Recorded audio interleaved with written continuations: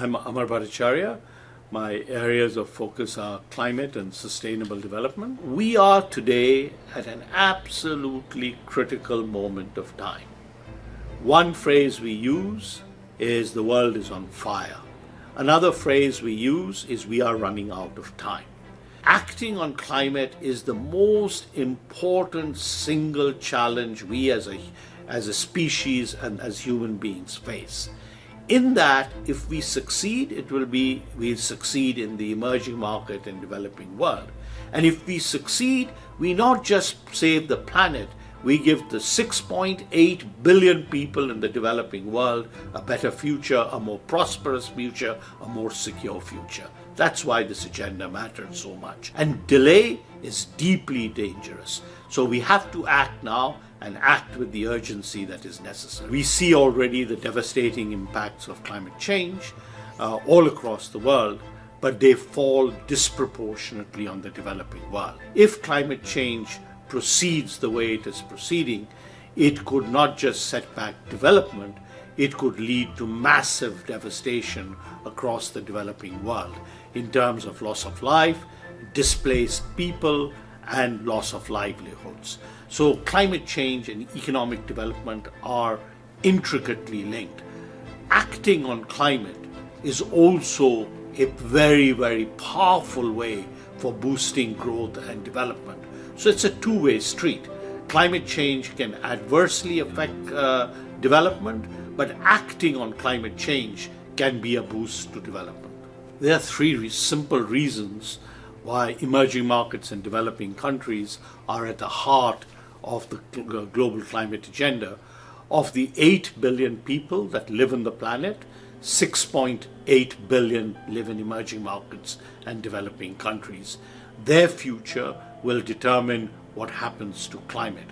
Already, emerging markets and developing countries other than China account for a third of global carbon emissions. By 2030, they will account for more than 50% of global economic emissions. So what happens in the developing world will matter tremendously for what happens to climate. The good news in terms of integrating climate with economic development is what you need to do for climate is often what is good for development.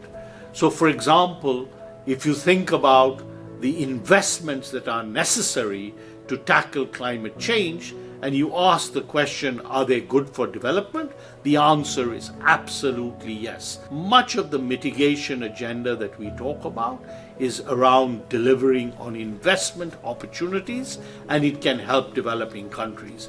Investing in adaptation and resilience in a similar way is protecting lives and livelihoods from the impact of climate change. Again, absolutely essential for development.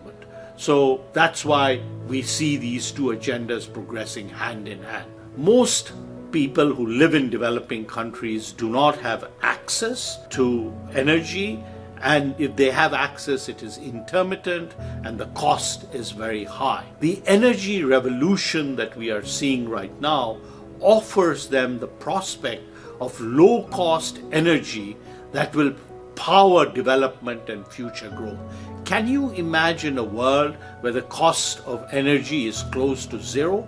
Can you imagine what that would do to the prospects of developing countries? And that is precisely the future that we can see, because renewable energy is much, much cheaper than fossil fuel based energy, and it can be distributed in a way that is made available for poor people everywhere.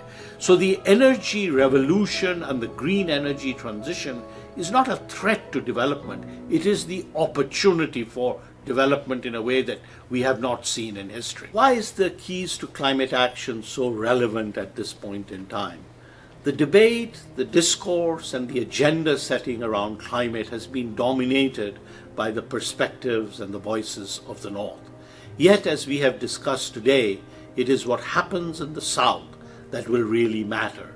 And what this volume does is, with granularity, with the experience, and with the perspectives of coming from developing countries, it tells us in a very powerful way why it is imperative right now to act on climate, why we need to do it in a way that keeps the development at center stage, and why there is a unique opportunity right now to bring developing countries into this discourse and into this agenda of action.